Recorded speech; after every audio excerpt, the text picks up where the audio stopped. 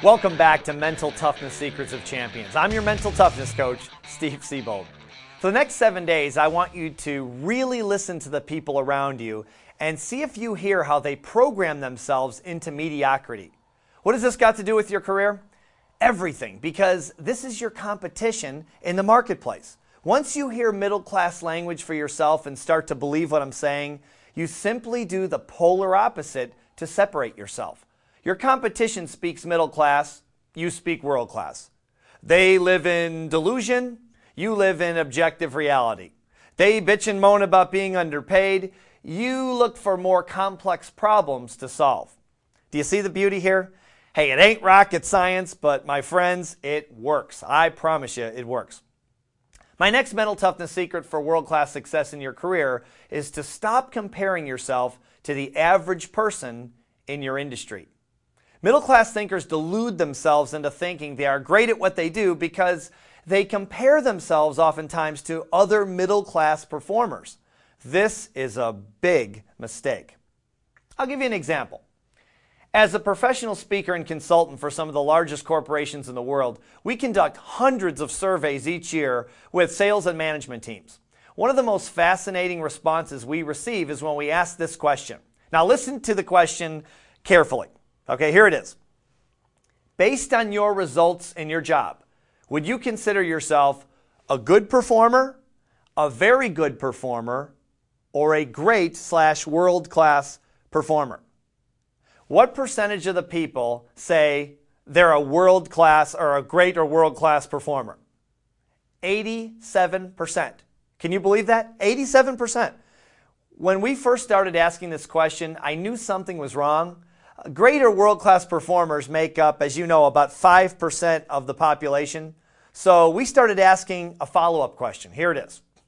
When you say you're a great or world-class performer, compared to whom? And here's what they said. Watch this.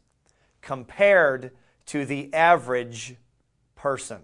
And I said, okay, now I get it. See, they think they're great because they're comparing themselves to other middle-class performers who are barely holding on. This is definitely not for you. There's only one group of people you want to compare yourself to, and that's the world class. The best of the best. The winners, the champions. How do you stack up against them? I mean, really.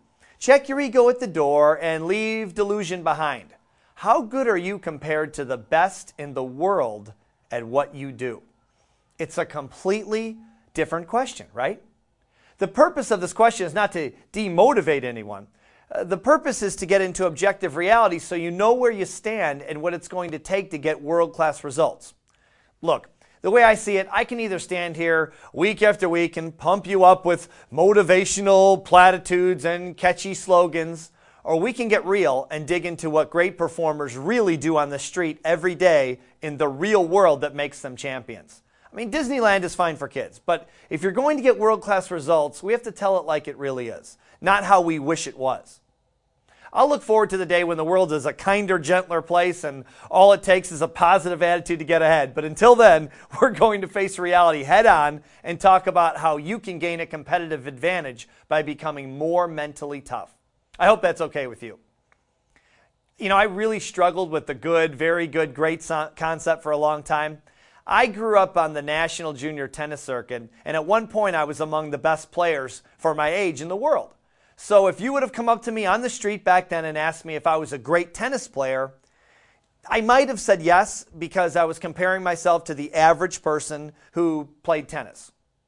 So who are you comparing yourself to?